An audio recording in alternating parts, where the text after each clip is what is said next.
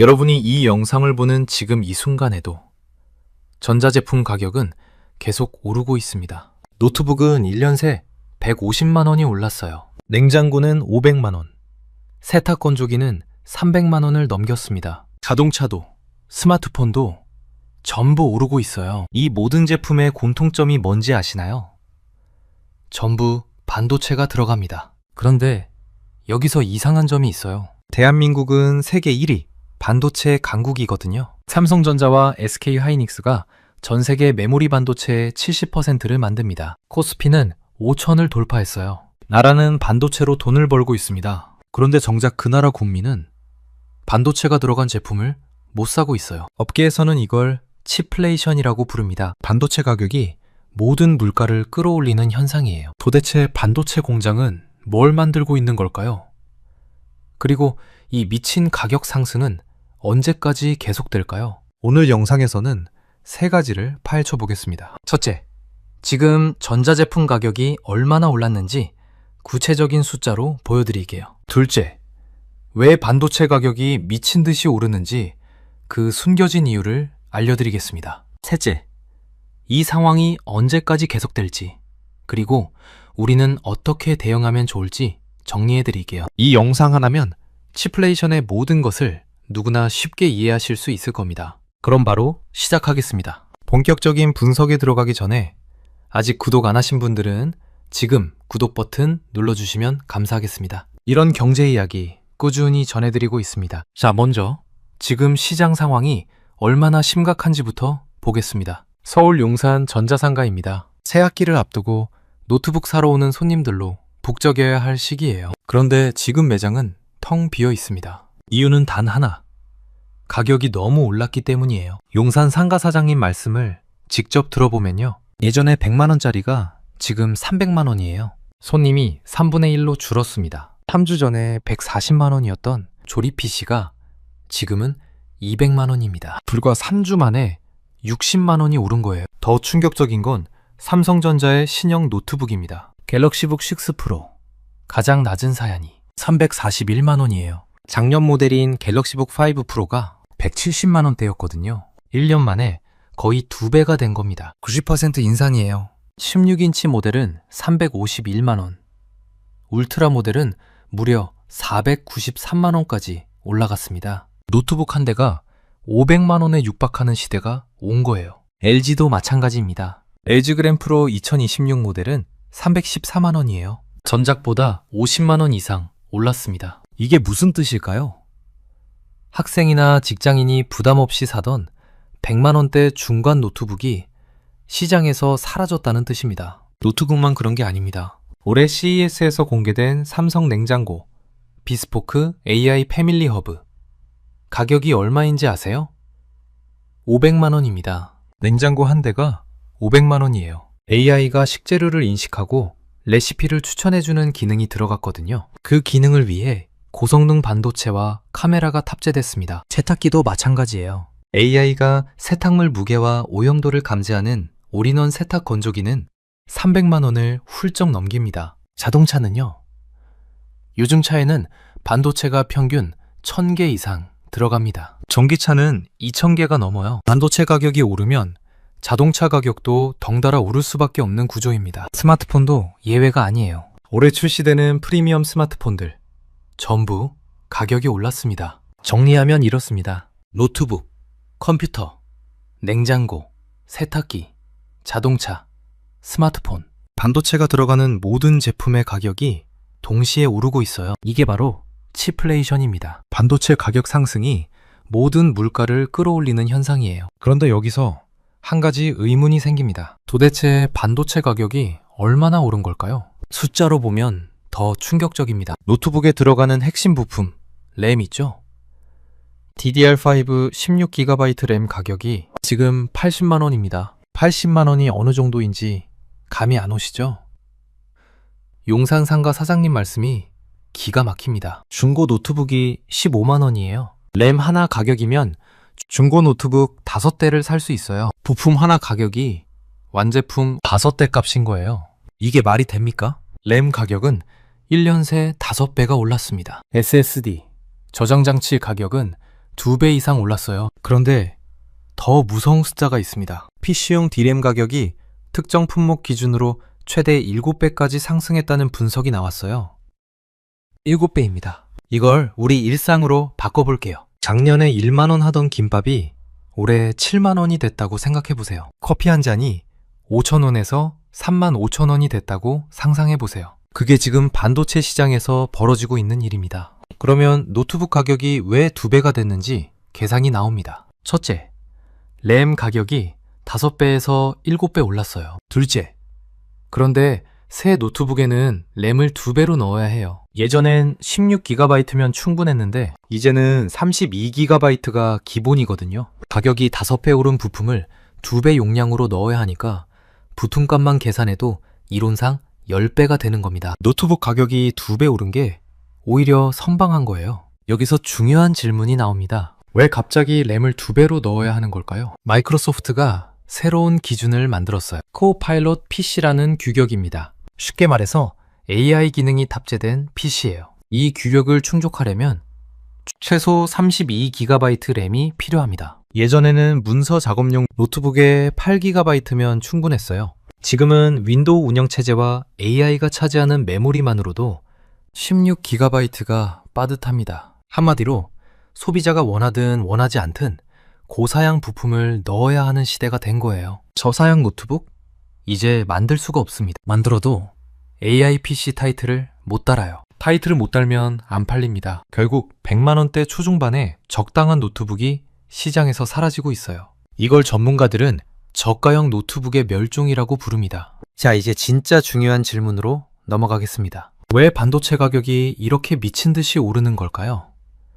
수요가 늘었으면 공급도 늘리면 되는 거 아닌가요? 여기에 숨겨진 진짜 이유가 있습니다. 이걸 이해하면 치플레이션의 본질이 보여요. 첫 번째 원인, AI가 반도체 공장을 싹쓸이하고 있습니다. 비유로 설명해 드릴게요. 반도체 공장을 식당이라고 생각해 보세요. 이 식당에서는 2가지 도시락을 만들어요. 하나는 노트북용 도시락, 하나는 AI 서버용 도시락입니다. 그런데 어느 날 AI라는 거대한 손님이 나타났어요. 이 손님이 뭐라고 하냐면요. 여기 있는 도시락 전부 내놔. 돈은 5배로 줄게. 공장 사장 입장에서 생각해 보세요. 노트북 회사는 도시락 하나에 10,000원 줍니다. AI 회사는 50,000원 준다고 해요. 누구한테 팔겠어요?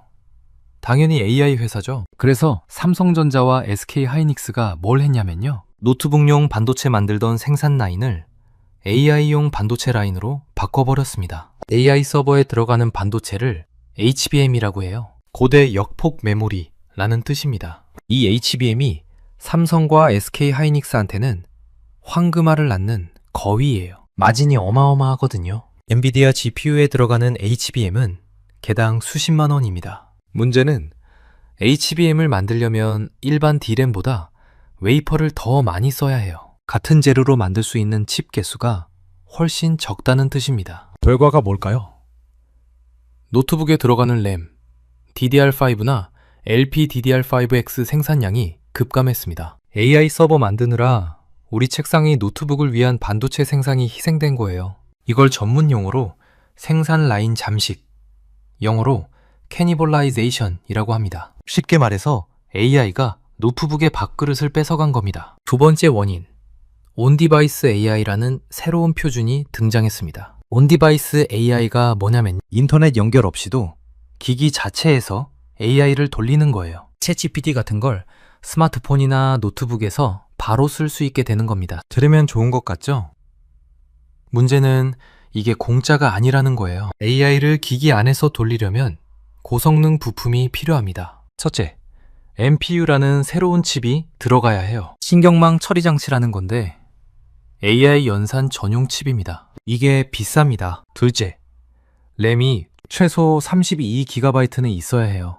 예전엔 16GB면 됐는데 이제 2배가 필요합니다. 셋째, 저장 공간도 더 커져야 해요. AI 모델 자체가 용량을 많이 잡아먹거든요. 부동산으로 비유하면 이해가 쉬워요. 예전에는 16평 아파트면 충분히 살 수 있었습니다. 그런데 정부가 갑자기 이런 규제를 만든 거예요. 이제부터 32평 아파트 아니면 신축 허가 안 해줄게. 설상가상으로 땅값이 7배로 뛰었어요. 평수는 2배로 늘어야 하고 땅값은 7배로 올랐으니 분양가가 미친 듯이 뛸 수밖에 없는 겁니다. 이게 지금 노트북 시장에서 벌어지는 일이에요. 세 번째 원인, 반도체 제조 원가 자체가 폭등했습니다. 반도체는 TSMC나 삼성 파운드리에서 만들어요. 이 공장들이 사용하는 웨이퍼라는 재료가 있는데 이 웨이퍼 가격이 매년 10% 이상 오르고 있습니다. 왜 오르냐고요?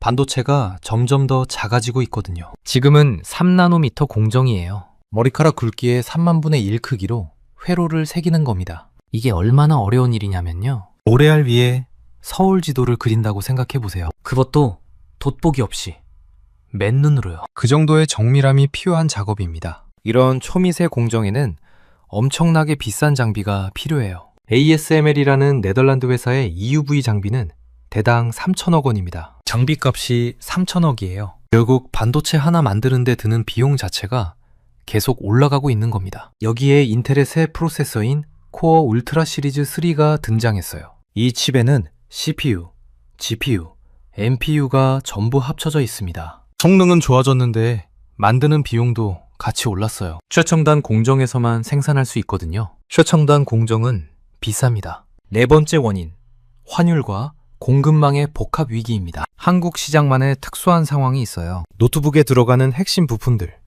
CPU, GPU, 운영체제 라이선스, 전부 달러로 결제합니다. 원달러 환율이 높아지면 어떻게 될까요? 수입 부품값이 1차로 오릅니다. 이걸 완제품 가격에 반영하면 2차로 오릅니다. 진폭 효과가 생기는 거예요. 거기다 글로벌 공급망 문제도 있습니다. 반도체를 만드는 데 필요한 희귀가스, 특수 화학물질, 이런 것들의 공급이 불안정해요. 어디서 문제가 터질지 모르니까 재고를 많이 쌓아둡니다. 재고 비용도 결국 가격에 반영돼요. 이 네 가지 원인이 동시에 작용하면서 반도체 가격이 폭등하고 그게 모든 전자제품 가격을 끌어올리고 있는 겁니다. 자, 여기서 한 발짝 물러나서 큰 그림을 보겠습니다. 이 상황, 어디서 많이 본 것 같지 않으세요? 역사를 보면 비슷한 일이 있었습니다. 2020년에서 2021년, 코로나 때 기억나시나요? 그때도 반도체 부족 사태가 있었어요. 자동차 공장이 멈추고 플레이스테이션을 구할 수 없었고 그래픽카드 가격이 미쳤었죠. 그때와 지금 뭐가 다를까요? 2021년의 반도체 부족은 수요 폭발 때문이었어요. 코로나로 집에 있으니까 다들 컴퓨터와 게임기를 사려고 했거든요. 일시적인 현상이었습니다. 지금은 달라요. 구조적인 공급 부족입니다. AI가 반도체 생산 라인 자체를 점령해버렸어요. 수요가 줄어도 공급이 안 늘어나는 구조가 된 겁니다. 풍선 효과라고 들어보셨나요? 긴 풍선의 한쪽을 꽉 쥐면 공기가 반대쪽으로 몰리면서 부풀어 오르잖아요. 지금 AI가 반도체 공급의 한쪽을 꽉 쥐고 있는 거예요. 그 압력이 소비자 가격 쪽으로 전부 전달되고 있습니다. 2021년에는 손을 놓으면 풍선이 원래대로 돌아왔어요. 지금은 AI가 손을 놓을 생각이 없습니다. 오히려 더 세게 쥐고 있어요. 더 아이러니한 상황이 있습니다. 대한민국 경제 지표를 보면요. 2026년 1월 1일부터 20일까지 수출이 전년 대비 14.9% 증가했어요. 이 성장을 이끈 게 뭘까요? 반도체입니다. 코스피 지수가 역사상 처음으로 5,000포인트를 돌파했어요. 삼성전자와 SK하이닉스 주가가 올랐기 때문입니다. 나라는 반도체로 돈을 벌고 있어요. 기업은 사상 최대 이익을 내고 있습니다. 그런데 정작 국민은 그 기업이 만든 제품을 살 수가 없어요. 이게 바로 풍요 속의 빈곤입니다. 수출은 대박, 내수는 쪽박. 반도체 산업의 두 얼굴이에요. 시장 구조도 완전히 바뀌고 있습니다. 예전에는 전자제품 시장이 세 층으로 나뉘어 있었어요. 프리미엄, 중간, 보급형, 이렇게요. 지금은요, 프리미엄과 저가형 두 층만 남았습니다. 중간이 사라졌어요. 300만원에서 500만원짜리 초고 성능 AI 기기가 있고 100만원 이하의 8GB 램 구형 스펙 기기가 있습니다. 그 사이가 텅 비었어요. 학생이나 일반 직장인이 부담 없이 사던 100만원 중간대의 적당한 노트북이 시장에서 사라졌습니다. 이건 단순히 불편함의 문제가 아니에요. 디지털 격차, 디지털 디바이드가 심화될 수 있다는 뜻입니다. 돈 있는 사람은 AI 노트북을 사서 생산성을 높이고 돈 없는 사람은 구형 기기로 버티면서 격차가 벌어지는 거죠. 그러면 이 상황이 언제까지 계속될까요? 전문가들의 전망을 정리해 드릴게요. 단기 전망. 2026년 안에는 가격이 안 떨어집니다. 용산 전자상가 관계자 말씀이 뼈 아파요. 가격이 더 상승할 여력이 굉장히 높습니다. 한재로서는 오늘 구입하시는 게 제일 저렴한 상황입니다. 왜 그럴까요? AI 데이터 센터 투자가 2026년 내내 계속됩니다. 마이크로소프트, 구글, 아마존, 메타. 이 회사들이 AI 인프라에 쏟아붓는 돈이 천문학적이에요. 이 회사들이 HBM을 사재기하는 한 일반 소비자용 메모리 공급은 부족할 수밖에 없습니다. 중장기 전망. 2027년 하반기가 되어야 가격 안정화를 기대해 볼 수 있어요. 왜냐하면 그때쯤 되면 새로운 반도체 공장들이 가동을 시작하거든요. 미국과 한국에 짓고 있는 신규 팹들이 본격 생산에 들어갑니다. HBM 생산 수율도 안정화될 거예요. 지금은 HBM 만드는 게 어려워서 불량률이 높거든요. 기술이 성숙하면 생산량이 늘어납니다. 그러면 지금 당장 우리는 어떻게 해야 할까요? 몇 가지 체크 포인트를 정리해 드릴게요. 첫째, 정말 지금 필요한 게 아니라면 구매를 미루는 것도 방법입니다. 2027년 하반기까지 기다릴 수 있다면 가격이 안정될 가능성이 있어요. 둘째, 지금 당장 컴퓨터가 필요하다면 오히려 빨리 사는 게 나을 수 있어요. 아이러니하게 들리시죠? 하지만 전문가들 말이 지금이 제일 싸다입니다. 2026년 안에는 가격이 더 오를 가능성이 높아요. 필요한데 미루다가 더 비싸게 살 수 있다는 뜻입니다. 셋째, 반드시 최신형이어야 하는지 고민해 보세요. AI 기능이 꼭 필요하신가요? 문서 작업, 인터넷, 영상 시청 정도만 하신다면 굳이 32GB 램이 필요 없을 수 있어요. 재고로 남아있는 전년도 모델을 찾아보시는 것도 방법입니다. 갤럭시북 5 프로 재고가 남아있다면 갤럭시북 10 프로의 절반 가격에 비슷한 성능을 쓸 수 있어요. 넷째, 중고 시장을 눈여겨보세요. 지금 중고 전자제품 가격도 오르고 있어요. 수요가 몰리고 있거든요. 하지만 아직은 신제품보다 훨씬 저렴합니다. 상태 좋은 중고 노트북이나 데스크톱을 찾으면 합리적인 가격에 쓸만한 기기를 구할 수 있어요. 다섯째, 가전제품 교체는 신중하게 결정하세요. 냉장고, 세탁기 같은 가전은 고장나지 않았다면 굳이 지금 바꿀 필요 없습니다. AI 기능이 들어간 최신 가전은 프리미엄 가격이에요. 기존 제품이 잘 돌아간다면 2027년 이후로 교체 시기를 늦추는 게 경제적입니다. 마지막으로 큰 그림을 한번 정리해 드릴게요. 치플레이션의 본질은 이겁니다. AI라는 거대한 파도가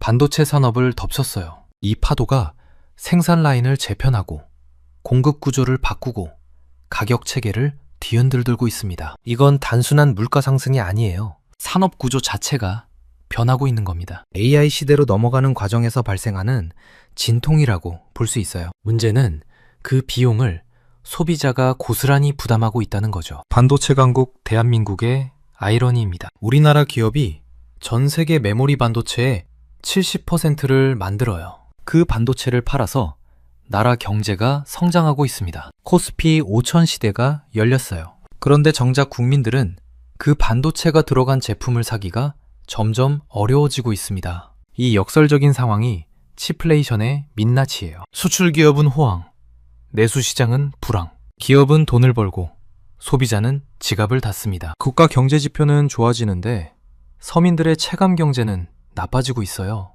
전문가들은 이 상황이 최소 1년 반에서 2년은 갈 거라고 봅니다. 2027년 하반기 새로운 반도체 공장들이 본격 가동되고 HBM 기술이 안정화될 때까지요. 그때까지는 지금이 제일 싸다는 말이 계속 현실이 될 가능성이 높습니다. 여러분은 치플레이션 시대에 어떻게 대응하고 계신가요?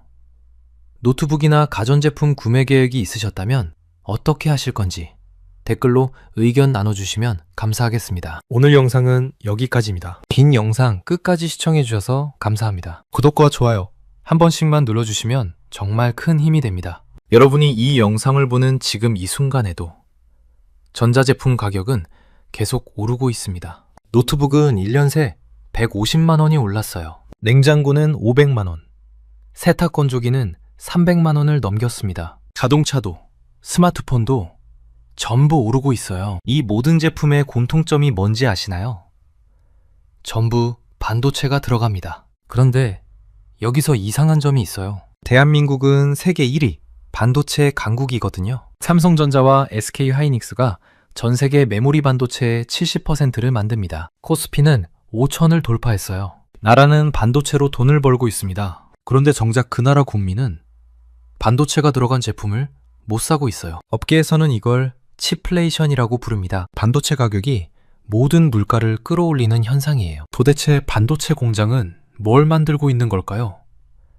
그리고 이 미친 가격 상승은 언제까지 계속될까요? 오늘 영상에서는 세 가지를 파헤쳐 보겠습니다. 첫째, 지금 전자제품 가격이 얼마나 올랐는지 구체적인 숫자로 보여드릴게요. 둘째, 왜 반도체 가격이 미친 듯이 오르는지 그 숨겨진 이유를 알려드리겠습니다. 셋째, 이 상황이 언제까지 계속될지, 그리고 우리는 어떻게 대응하면 좋을지 정리해드릴게요. 이 영상 하나면 칩플레이션의 모든 것을 누구나 쉽게 이해하실 수 있을 겁니다. 그럼 바로 시작하겠습니다. 본격적인 분석에 들어가기 전에 아직 구독 안 하신 분들은 지금 구독 버튼 눌러주시면 감사하겠습니다. 이런 경제 이야기 꾸준히 전해드리고 있습니다. 자, 먼저 지금 시장 상황이 얼마나 심각한지부터 보겠습니다. 서울 용산 전자상가입니다. 새학기를 앞두고 노트북 사러 오는 손님들로 북적여야 할 시기예요. 그런데 지금 매장은 텅 비어 있습니다. 이유는 단 하나. 가격이 너무 올랐기 때문이에요. 용산 상가 사장님 말씀을 직접 들어보면요. 예전에 100만원짜리가 지금 300만원이에요. 손님이 3분의 1로 줄었습니다. 3주 전에 140만원이었던 조립 PC가 지금은 200만원입니다. 불과 3주 만에 60만원이 오른 거예요. 더 충격적인 건 삼성전자의 신형 노트북입니다. 갤럭시북 6 프로. 가장 낮은 사양이 341만원이에요. 작년 모델인 갤럭시북 5 프로가 170만원대였거든요. 1년 만에 거의 2배가 된 겁니다. 90% 인상이에요. 16인치 모델은 351만원, 울트라 모델은 무려 493만원까지 올라갔습니다. 노트북 한 대가 500만원에 육박하는 시대가 온 거예요. LG도 마찬가지입니다. LG 그램 프로 2026 모델은 314만원이에요. 전작보다 50만원 이상 올랐습니다. 이게 무슨 뜻일까요? 학생이나 직장인이 부담 없이 사던 100만원대 중간 노트북이 시장에서 사라졌다는 뜻입니다. 노트북만 그런 게 아닙니다. 올해 CES에서 공개된 삼성 냉장고 비스포크 AI 패밀리 허브. 가격이 얼마인지 아세요?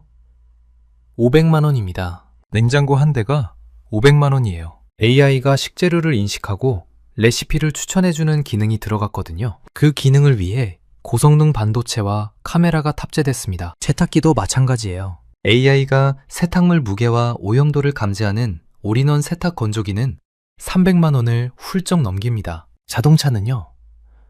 요즘 차에는 반도체가 평균 1000개 이상 들어갑니다. 전기차는 2000개가 넘어요. 반도체 가격이 오르면 자동차 가격도 덩달아 오를 수밖에 없는 구조입니다. 스마트폰도 예외가 아니에요. 올해 출시되는 프리미엄 스마트폰들 전부 가격이 올랐습니다. 정리하면 이렇습니다. 노트북, 컴퓨터, 냉장고, 세탁기, 자동차, 스마트폰, 반도체가 들어가는 모든 제품의 가격이 동시에 오르고 있어요. 이게 바로 칩플레이션입니다. 반도체 가격 상승이 모든 물가를 끌어올리는 현상이에요. 그런데 여기서 한 가지 의문이 생깁니다. 도대체 반도체 가격이 얼마나 오른 걸까요? 숫자로 보면 더 충격적입니다. 노트북에 들어가는 핵심 부품, 램 있죠? DDR5 16GB 램 가격이 지금 80만원입니다. 80만원이 어느 정도인지 감이 안 오시죠? 용산 상가 사장님 말씀이 기가 막힙니다. 중고 노트북이 15만원이에요. 램 하나 가격이면 중고 노트북 5대를 살 수 있어요. 부품 하나 가격이 완제품 5대 값인 거예요. 이게 말이 됩니까? 램 가격은 1년 새 5배가 올랐습니다. SSD, 저장장치 가격은 2배 이상 올랐어요. 그런데 더 무서운 숫자가 있습니다. PC용 D램 가격이 특정 품목 기준으로 최대 7배까지 상승했다는 분석이 나왔어요. 7배입니다. 이걸 우리 일상으로 바꿔볼게요. 작년에 1만원 하던 김밥이 올해 7만 원이 됐다고 생각해 보세요. 커피 한 잔이 5천 원에서 3만 5천 원이 됐다고 상상해 보세요. 그게 지금 반도체 시장에서 벌어지고 있는 일입니다. 그러면 노트북 가격이 왜 2배가 됐는지 계산이 나옵니다. 첫째, 램 가격이 5배에서 7배 올랐어요. 둘째, 그런데 새 노트북에는 램을 2배로 넣어야 해요. 예전엔 16GB면 충분했는데 이제는 32GB가 기본이거든요. 가격이 5배 오른 부품을 2배 용량으로 넣어야 하니까 부품값만 계산해도 이론상 10배가 되는 겁니다. 노트북 가격이 2배 오른 게 오히려 선방한 거예요. 여기서 중요한 질문이 나옵니다. 왜 갑자기 램을 2배로 넣어야 하는 걸까요? 마이크로소프트가 새로운 기준을 만들었어요. 코파일럿 PC라는 규격입니다. 쉽게 말해서 AI 기능이 탑재된 PC예요. 이 규격을 충족하려면 최소 32GB 램이 필요합니다. 예전에는 문서 작업용 노트북에 8GB면 충분했어요. 지금은 윈도우 운영체제와 AI가 차지하는 메모리만으로도 16GB가 빠듯합니다. 한마디로 소비자가 원하든 원하지 않든 고사양 부품을 넣어야 하는 시대가 된 거예요. 저사양 노트북? 이제 만들 수가 없습니다. 만들어도 AI PC 타이틀을 못 달아요. 타이틀을 못 달면 안 팔립니다. 결국 100만 원대 초중반의 적당한 노트북이 시장에서 사라지고 있어요. 이걸 전문가들은 저가형 노트북의 멸종이라고 부릅니다. 자, 이제 진짜 중요한 질문으로 넘어가겠습니다. 왜 반도체 가격이 이렇게 미친 듯이 오르는 걸까요?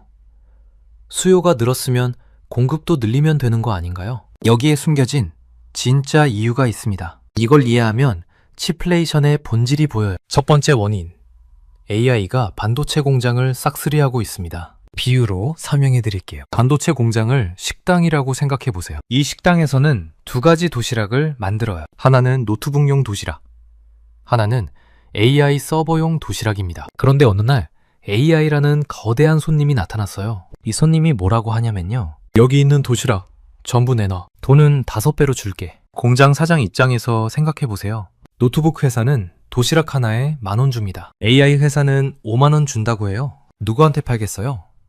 당연히 AI 회사죠. 그래서 삼성전자와 SK하이닉스가 뭘 했냐면요. 노트북용 반도체 만들던 생산 라인을 AI용 반도체 라인으로 바꿔버렸습니다. AI 서버에 들어가는 반도체를 HBM이라고 해요. 고대 역폭 메모리라는 뜻입니다. 이 HBM이 삼성과 SK하이닉스한테는 황금알을 낳는 거위예요. 마진이 어마어마하거든요. 엔비디아 GPU에 들어가는 HBM은 개당 수십만 원입니다. 문제는 HBM을 만들려면 일반 D램보다 웨이퍼를 더 많이 써야 해요. 같은 재료로 만들 수 있는 칩 개수가 훨씬 적다는 뜻입니다. 결과가 뭘까요?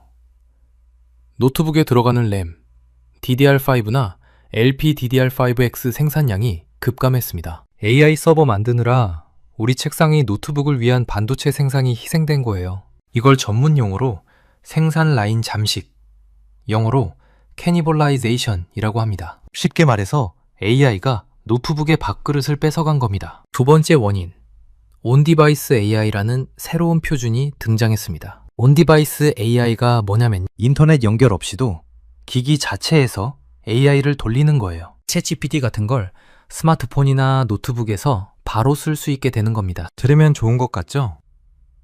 문제는 이게 공짜가 아니라는 거예요. AI를 기기 안에서 돌리려면 고성능 부품이 필요합니다. 첫째, NPU라는 새로운 칩이 들어가야 해요. 신경망 처리 장치라는 건데 AI 연산 전용 칩입니다. 이게 비쌉니다. 둘째, 램이 최소 32GB는 있어야 해요.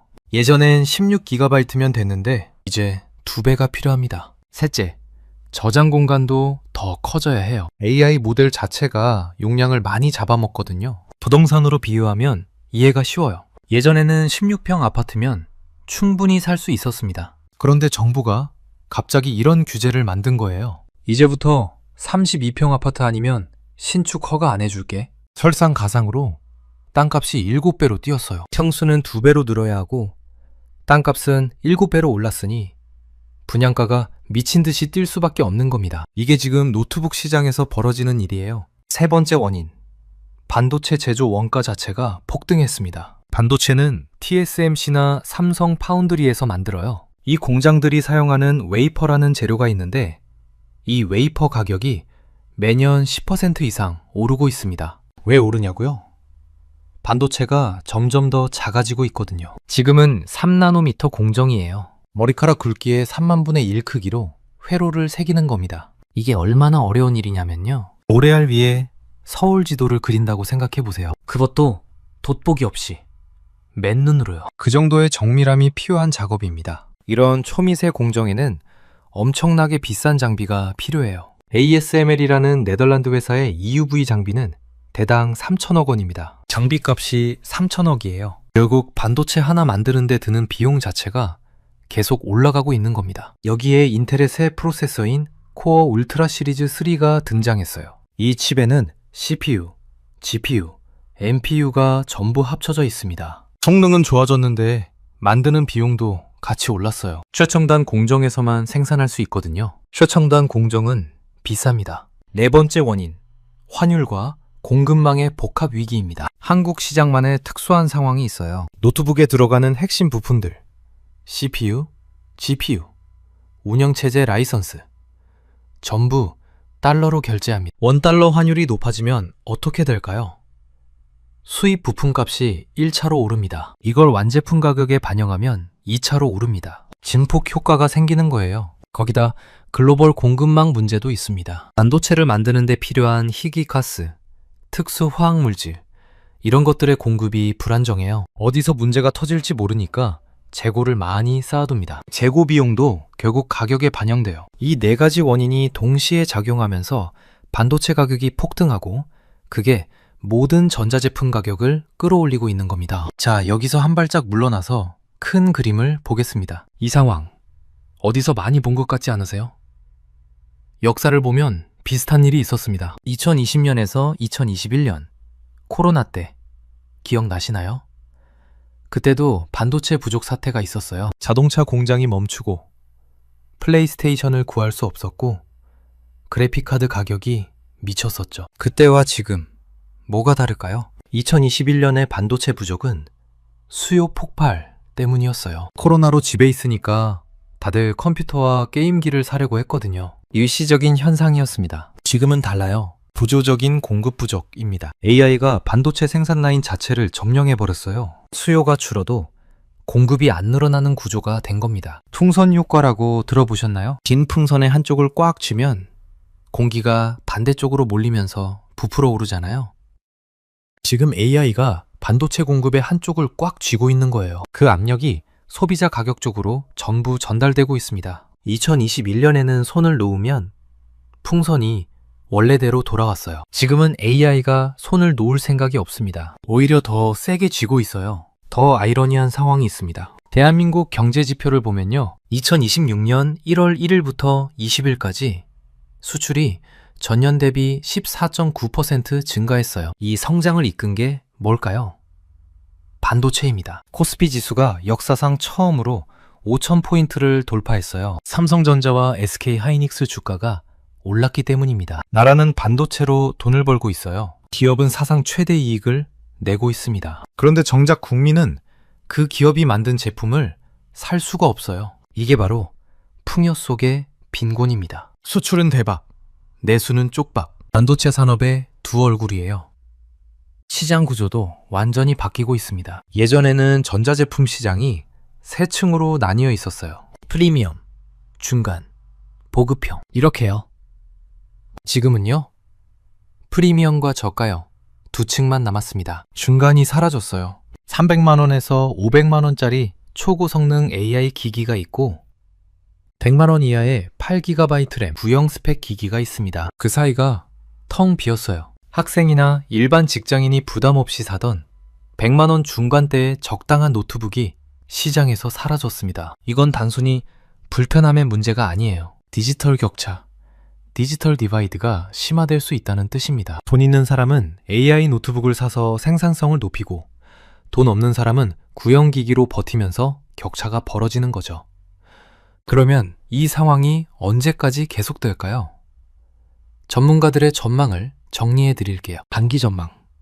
2026년 안에는 가격이 안 떨어집니다. 용산 전자상가 관계자 말씀이 뼈아파요. 가격이 더 상승할 여력이 굉장히 높습니다. 현재로서는 오늘 구입하시는 게 제일 저렴한 상황입니다. 왜 그럴까요? AI 데이터 센터 투자가 2026년 내내 계속됩니다. 마이크로소프트, 구글, 아마존, 메타.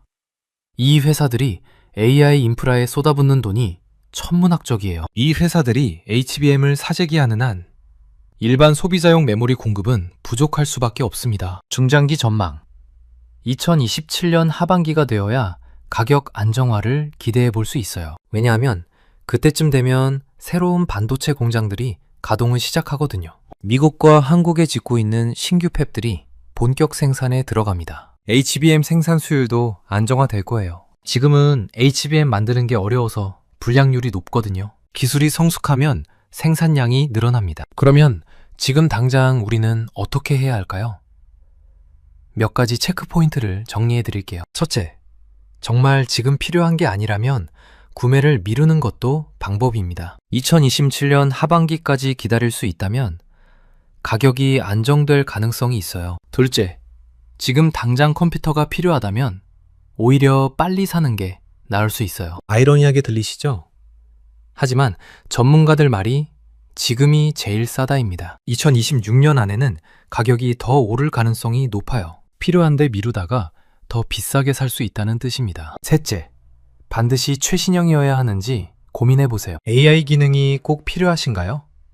문서 작업, 인터넷, 영상 시청 정도만 하신다면 굳이 32GB 램이 필요 없을 수 있어요. 재고로 남아있는 전년도 모델을 찾아보시는 것도 방법입니다. 갤럭시북 5 프로 재고가 남아있다면 갤럭시북 10 프로의 절반 가격에 비슷한 성능을 쓸 수 있어요. 넷째, 중고 시장을 눈여겨보세요. 지금 중고 전자제품 가격도 오르고 있어요. 수요가 몰리고 있거든요. 하지만 아직은 신제품보다 훨씬 저렴합니다. 상태 좋은 중고 노트북이나 데스크톱을 찾으면 합리적인 가격에 쓸만한 기기를 구할 수 있어요. 다섯째, 가전제품 교체는 신중하게 결정하세요. 냉장고, 세탁기 같은 가전은 고장나지 않았다면 굳이 지금 바꿀 필요 없습니다. AI 기능이 들어간 최신 가전은 프리미엄 가격이에요. 기존 제품이 잘 돌아간다면 2027년 이후로 교체 시기를 늦추는 게 경제적입니다. 마지막으로 큰 그림을 한번 정리해 드릴게요. 치플레이션의 본질은 이겁니다. AI라는 거대한 파도가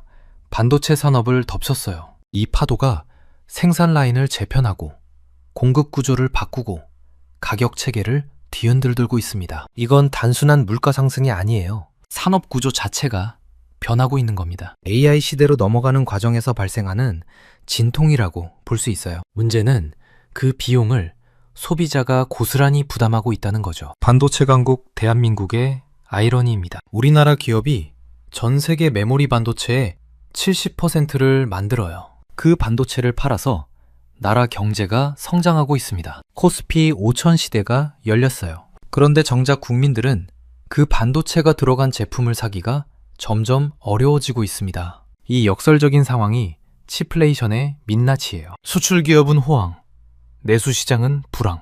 기업은 돈을 벌고 소비자는 지갑을 닫습니다. 국가 경제 지표는 좋아지는데 서민들의 체감 경제는 나빠지고 있어요. 전문가들은 이 상황이 최소 1년 반에서 2년은 갈 거라고 봅니다. 2027년 하반기 새로운 반도체 공장들이 본격 가동되고 HBM 기술이 안정화될 때까지요. 그때까지는 지금이 제일 싸다는 말이 계속 현실이 될 가능성이 높습니다. 여러분은 치플레이션 시대에 어떻게 대응하고 계신가요? 노트북이나 가전제품 구매 계획이 있으셨다면 어떻게 하실 건지 댓글로 의견 나눠주시면 감사하겠습니다. 오늘 영상은 여기까지입니다. 긴 영상 끝까지 시청해주셔서 감사합니다. 구독과 좋아요 한 번씩만 눌러주시면 정말 큰 힘이 됩니다.